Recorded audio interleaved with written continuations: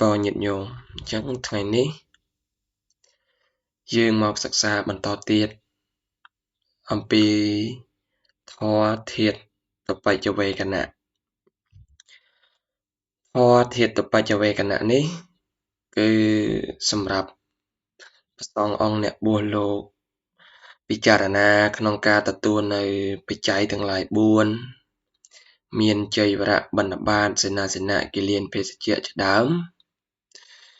លោកពិចារណាបច្ច័យទាំងឡាយ4នេះឲ្យឃើញថាជាធាតុអញ្ចឹងយើងធ្វើការសិក្សាទាំងអស់គ្នាជាដំបូងយើងអានឲ្យចប់សិនបន្ទាប់មកយើងធ្វើការសូត្រយថាបច្ចយ៉ាង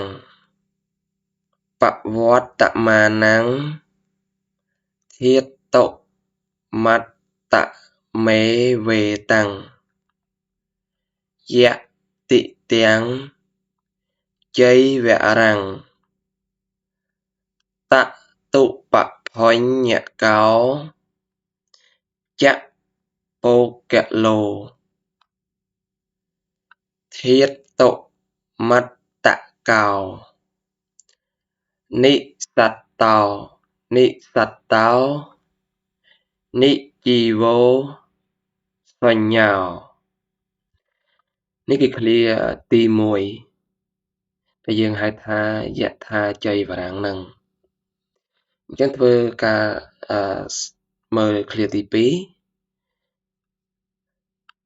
យថាបច្ចយ៉ាងបវត្តមានੰធាតុមត្តមេវេតੰយតិទាំងបណ្ឌបាតោបណ្ឌបាតោតតុបភញ្ញកោច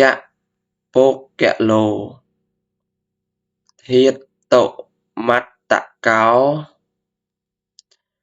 និសត្តោនិសត្តោនិជីវោសញ្ញោចូលដល់ឃ្លាទី3យថាបច្ចយ៉ាងបវត្តមានੰធាតុមត្តមេវេតੰយតិទាំងសេនាសនੰតតុបភញ្ញកោចពោគឡូធាតុមត្តកោនិសត្តោនិសត្តោនិជីវោសញ្ញោយថាបច្ចយ៉ាងបវត្តមានੰធាតុមត្តមេវេតੰយតិទាំងគិលានបច្ចយៈភេសជ្ជៈបរិក្ខារោតតុបភញ្ញកោចពោគឡូធាតុមត្តកោនិសត្តោនិជីវោសញ្ញោ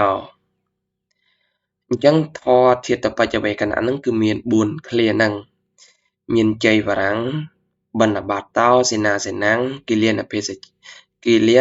សជ្ជៈបរិក្ខារោអញ្ចឹងវាស្រដៀងទៅនឹងអតីតបច្ចវេកណៈដូចគ្នាដែរមាន4ឃ្លាដូចគ្នាអញ្ចឹងយើងធ្វើការសូត្រទាំងអស់គ្នា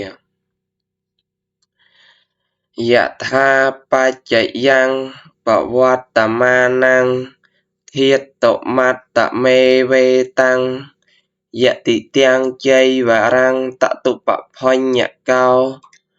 ចពោគឡូធាតុមត្តកោនិសត្តោនិជីវោសញ្ញោយថាបច្ចយ៉ាងបវត្តមានੰធាតុមត្តមេវេតੰយតិទាំង Ban đà ba tao tạ tu bạc phanh nhạ cao chạ po cả lô thiệt tổ mặt tạ cao nị sát tao nị chi vô sanh nhau yat ha pa chạy yang bạ hoa tạ ma năng thiệt tổ mặt tạ mê vê tăng dạ tị tiang Sê na sạ năng tạ tu bạc phanh nhạ cao chạ po cả lô thiệt tổ mặt tạ cao nị sát tao nị chi vô sanh nhau Yat ha pa chạy yang bạ hoa tạ ma năng thiệt tổ mặt tạ mê vê tăng Dạ tị tiang kỳ liên nạp pa chạy dạ phê sa chá bà ra khả rào tạ tụ bạ phanh nhạ cao chạ po cả lô thiệt tổ mặt tạ cao ni sát tao ni chi vô sanh nhau